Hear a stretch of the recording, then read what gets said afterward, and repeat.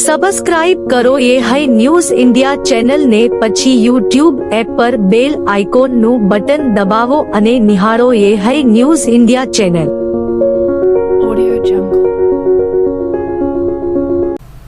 બનાસકાંઠા જિલ્લાના દિયોદર તાલુકાના ગોદા મુખ્ય નર્મદા કેનાલમાં ડાંગિયા મડાણા ખાતેની એસડીઆરએફની ટીમ દ્વારા 1 માસની સ્વિમિંગ તાલીમ, બોટિંગ તાલીમ, ડૂબતા માણસને કેવી રીતે બચાવી શકાય અને તેના પ્રાથમિક ઉપાયો વગેરેની સ્વિમિંગ તાલીમ દિયોદરના ગોદા મુખ્ય નર્મદા કેનાલમાં આપવામાં આવી હતી. જે પૂર્ણ થતાં ડાંગિયા મડાણા ખાતે એસડીઆરએફની ટીમ પરત ફરશે. કુદરતી આફતો જેવી કે પૂર, હોનારતમાં લોકોને મદદ કરી શકાય અને લોકોને સુરક્ષિત જગ્યાએ પહોંચાડવા અને સ્થળાંતર કરી શકાય તે માટે એસડીઆરએફની ટીમ દ્વારા કોઈપણ ઘટનાને પહોંચી વળવા તત્પર હોય છે. ત્યારે ડોંગિયા મડાણા ખાતે આવેલી એસડીઆરએફની ટીમ દ્વારા 1 માસની સ્વિમિંગ તાલીમ પૂર્ણ કરી છે. આપત્તિ સમયે જ્યારે ચોમાસાના સમયમાં કોઈ પૂર, હોનારતમાં ફસાયેલા લોકોને સુરક્ષિત જગ્યાએ પહોંચાડવા માટે એસડીઆરએફ ટીમ કુશળ સ્વિમિંગની તાલીમ આપવામાં આવતી હોય છે, જે આજે પૂર્ણ કરાઈ હતી.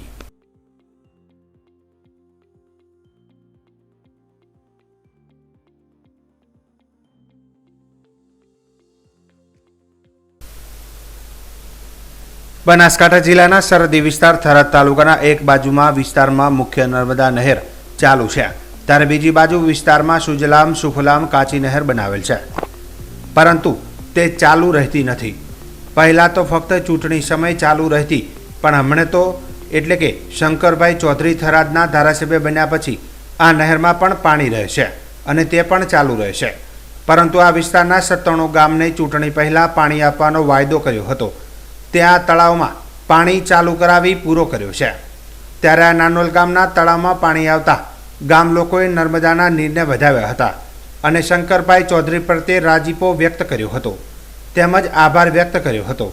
વધુમાં નાનોલ ગામના અગ્રણી રાજેશભાઈ જોશી તેમજ ગ્રામજનોએ જણાવ્યું હતું કે અમારા વિસ્તારમાં 1000 ફૂટથી 1200 ફૂટ આસપાસ ખેતીલાયક મીઠું પાણી છે અને હવે તળાવમાં પણ આ નર્મદાના નીર આવ્યા છે. તેથી પાણીના તળ ઊંચા આવશે અને જેનો ખેડૂતોને મોટા પ્રમાણમાં ફાયદો પણ થશે તેમ જણાવ્યું હતું.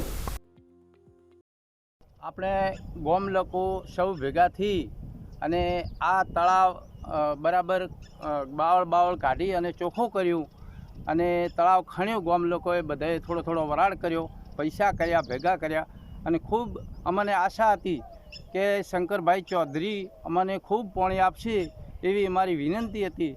પરંતુ આ 2 દિવસથી લગાતાર પાણી આવે છે. અમે ગામવાસી ખૂબ સુખી અને સંપત્તિ અને ખુશી છીએ. તે અમને હવે એવી આશા છે કે શંકરભાઈ ચૌધરી અમને કાયમ માટે પાણી આપે એવી અમારી પરીક્ષા અને પ્રાર્થના છે. મળવાથી મને ખૂબ રાજીપો છે. અમે તળાવ ખોજ્યું છે ગામ લોકોએ, બરાબર. જો સરકારને અમારી વિનંતી છે કે થોડા ઘણી જો અમને રાહત મળે ને તો અમારી માગણી છે અને પાણી મને કાયમી ચાલુ રહેવું જોઈએ અને ગામને માટે સારું રહેવું જોઈએ. બનાસકાંઠા જિલ્લાના દિયોદરના સાલપુરા ગામે ગેનીબેન ઠાકોરનો સાકર તુલા કાર્યક્રમ યોજાયો હતો. મહાકાળી નાસ્તા હાઉસના માલિક પ્રતાપજી ઠાકોરે ચૂંટણી સમયે માતાજીને રમેલ યોજાઈ હતી, ત્યારે ગેનીબેન ઠાકોર પણ ત્યાં પહોંચ્યા હતા. ત્યારે પ્રતાપજી ઠાકોર દ્વારા ગેનીબેન ઠાકોર લોકસભાની ચૂંટણીમાં વિજય બને છે તો માતાજીની માનતા રૂપે સાકર તુલા કાર્યક્રમ યોજી બાધા પૂર્ણ કરવામાં આવશે. ત્યારે આજે સાલપુરા ગામે મહાકાળી માતાજીના મંદિરે બનાસકાંઠા જિલ્લાના લોકસભાના નવનિયુક્ત મહિલા સાંસદ જ્ઞાનીબેન ઠાકોરનો સાકર તુલા કાર્યક્રમ યોજાયો હતો, જ્યાં જિલ્લા કોંગ્રેસના પ્રમુખ ભરતસિંહ વાઘેલા, પૂર્વ ધારાસભ્ય શિવાભાઈ ભુરિયા સહિત ઠાકોર સમાજના લોકો મોટી સંખ્યામાં ઉપસ્થિત રહ્યા હતા.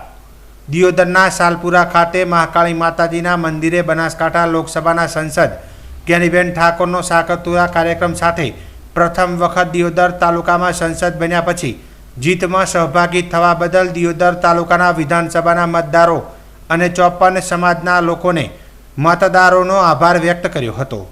જ્ઞાનીબેન ઠાકોરે આભાર દર્શન કાર્યક્રમમાં ભાજપના ચૂંટણી મતદાન પ્રક્રિયા દરમિયાન કેટલાક ગામોમાં તેમના મળતિયાઓ દ્વારા બોગસ મતદાન કરવાની ભાજપના કાર્યકરો પર આક્ષેપ કર્યા છે. ત્યારે બનાસકાંઠા જુદા જુદા વિસ્તારોમાં 70,000 બોગસ મતદાન કર્યું સામે છેડે બનાસની બેંક, બનાસની ડેરી અને સંસાધનોની ચૂંટણી લડી છે, ત્યારે કુદરતે અમોને સાથ આપી જંગી મતોથી વિજય અપાયો છે. આખરે સત્યમય જયતે બનાસકાંઠાના સાંસદ ગેનીબેન ઠાકોરે સભામાં સંબોધન કર્યું હતું. મતદારોએ પોતપોતાની આસ્થા પ્રમાણે જે અમારા ટેકેદારો હતા એ તમામ પ્રકારના ચઢાણ હોવાથી ક્યાંક ને ક્યાંક એ પોતે તો મહેનત કરતા હતા, પણ જ્યાં એમની આસ્થા હતી ત્યાં એમણે માનતાઓ પણ રાખેલી. ને ચૂંટણી પત્યા પછી આપણે દરેક ગામોની અંદર આપણને જાણવા મળે કે આ ગામની અંદર આટલા ફરજી વોટ કરાવ્યા, આ ગામની અંદર કોંગ્રેસ વિચારધારાવાળા પરિવાર ઓછા હોવાથી એમના મત ના થવા દીધા ને એમને બદલે ભાજપના લોકોએ મતદાન કરી દીધા. આવી અનેક ફરિયાદો આવી ત્યારે હું હવે ચોક્કસ કહીશ કે શ્રદ્ધા પણ એક અતૂટ આશીર્વાદ પણ દેવોના મળ્યા છે. એનું કારણ કે આટલા સંસાધનો અમે આટલું ખોટું કરવા છતાં એ જ્યારે એમનો અહંકાર હાર્યો છે, એમનો લોકશાહી કરવા માટેની, મર્ડર કરવા માટેની સિસ્ટમ હતી, લોકશાહીનું ગળું દબાવવા માટેની કોશિશ હતી, એ ક્યાંક ને ક્યાંક કુદરતે એમને આરી આપી નથી. ત્યારે હું ફરી બનાસકાંઠાની જનતાનો આભાર માનું, 18 આલમ 36 કોમનો આભાર માનું. આજે પ્રતાપજી અને એમના પરિવારે અહીંયા જોખણું રાખીને એટલો ઉત્સાહ, ઉમંગ કે ચૂંટણીના દિવસે જેટલો જશ્ન ના મનાવે એટલો ફટાકડા, ફૂલ, ગુલાબ, પેટા, સાલું અને અનેક પ્રકારના જે એક સ્વાગત કરવા માટેની જે પરંપરાઓ છે એ તમામ પરંપરાઓને ધ્યાનમાં રાખીને અમારા આગેવાનોનું સન્માન કર્યું, અમારું સન્માન કર્યું. સૌ શહેર સંબંધીને હાજર રાખ્યા. એમનો પરિવારનો પણ આભાર. ને બનાસકાંઠાની જનતાએ અમને આશીર્વાદ આપ્યા છે. 5 વર્ષ બનાસકાંઠાની જનતાનું ઋણ ઉતારવા માટેના અમે પ્રયત્નો કરીશું. જેટલા પણ પડકારો છે એ પડકારો જે પ્રકારે જે વિસ્તારની જે માગણીઓ છે એ માગણીઓ વહીવટીતંત્ર સુધી પહોંચાડી અને લોકોને ન્યાય અપાવવાનું કામ કરશે. લોકસભા સત્ર શરૂ થાય છે, એવા કયા બનાસકાંઠાના મુદ્દા હશે જે બેન વિધાનસભામાં પણ ઉઠાવતા હતા ને હવે કેન્દ્રમાં ઉઠાવવા? બનાસકાંઠાના વિવિધ તાલુકાઓના વિવિધ પ્રશ્નો છે.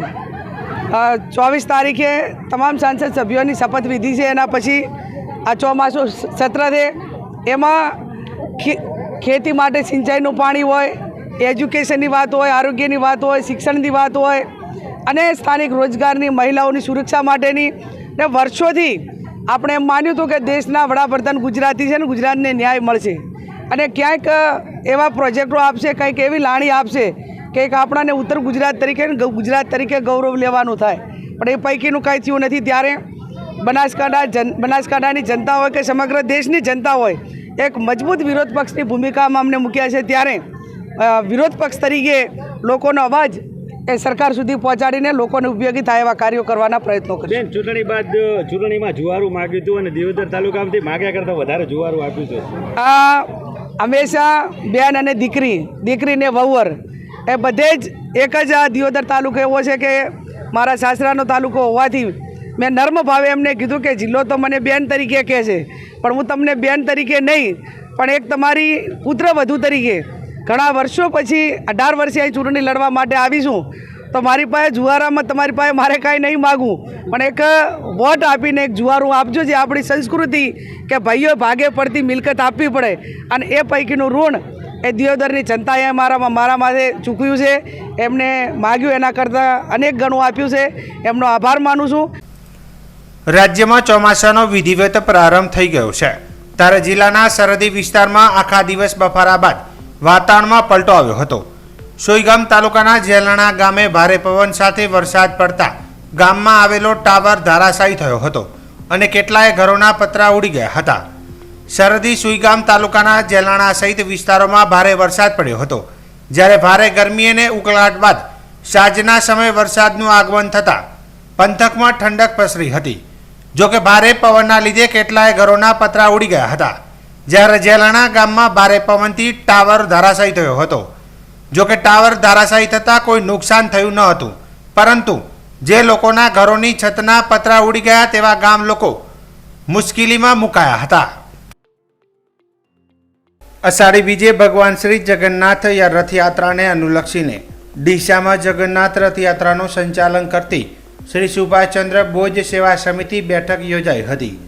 જેમાં ભગવાનની મુખ્ય રથયાત્રા ઉપરાંત મોસાળ યાત્રામાં પણ ભવ્યાથી ભવ્ય રીતે યોજવાનું આયોજન કરાયું હતું. ડીસાની હિન્દુ ધર્મશાળા ખાતે ડીસા શહેરમાં નીકળનાર ભગવાન જગન્નાથની યાત્રાને અનુલક્ષીને શ્રી સુભાષચંદ્ર બોઝ સેવા સમિતિ બેઠક યોજાઈ હતી, જેમાં ડીસા શહેરમાં આષાઢી બીજના દિવસે ભગવાન જગન્નાથની 26મી શોભાયાત્રા યોજવાની ચર્ચા વિચારણા કરવામાં આવી હતી। સુભાષચંદ્ર બોઝ સેવા સમિતિના નવા પ્રમુખ બહાદુરસિંહ વાઘેલાના અધ્યક્ષસ્થાને યોજાયેલી બેઠકમાં તમામ હિન્દુ સંગઠનોના હોદ્દેદારો કાર્યકર્તાઓ ઉપસ્થિત રહ્યા હતા। સુભાષચંદ્ર બોઝ સમિતિ ડીસા દ્વારા વર્ષ 2024ની 26મી ભગવાન શ્રી જગન્નાથની રથયાત્રાના ઉત્સવની ઉજવણી તારીખ 22/6/2024થી શરૂઆત થશે। ઉજવણીના કાર્યક્રમની રૂપરેખા મુજબ તારીખ 22/6/2024 શનિવારે સવારે 10 કલાકે ભગવાન શ્રી જગન્નાથ મોસાળ યાત્રા રામજી મંદિરથી ડીસાથી વાતે ગાતે નીકળી કચ્છી કોલોની પાતાળેશ્વર મહાદેવ મંદિર જશે। ત્યારબાદ તારીખ 5/7/2024ને સોમવારે સાંજે 5 કલાકે ભગવાન શ્રી જગન્નાથજીને કચ્છી કોલોની પાતાળેશ્વર મહાદેવ મંદિરથી વાજતે ગાજતે રામજી મંદિર નિજ મંદિર લઈ જવાશે।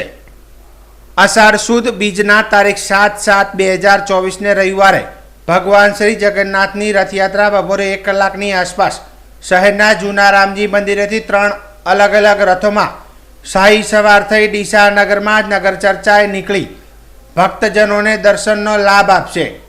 સમિતિ દ્વારા દાતાઓના સહયોગથી મોટી માત્રામાં પ્રસાદ વહેંચણીનું પણ આયોજન કરવામાં આવ્યું છે।